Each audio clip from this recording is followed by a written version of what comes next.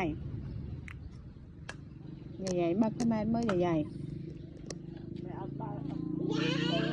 bọc ở đây hay mình đây nhà bòn mô chẳng bòn mô thôn pua phòn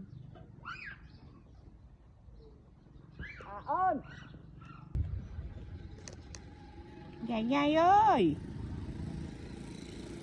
xong cái đâm bọc em ruột tê mà ôm ơi đâm bọc mẹ ruột tê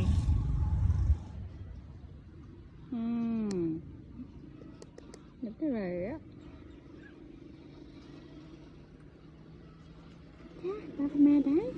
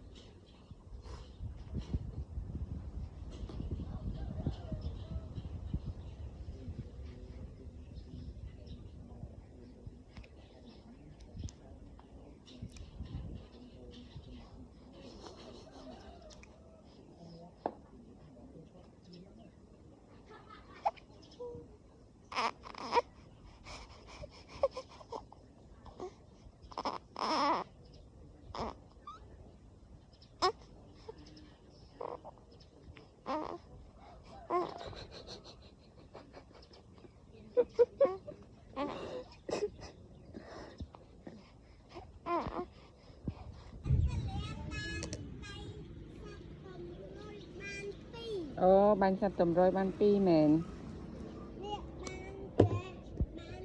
sầm hay dài ăn bác mẹ trắng dài hả mà ha cái đai ăn bác mẹ trắng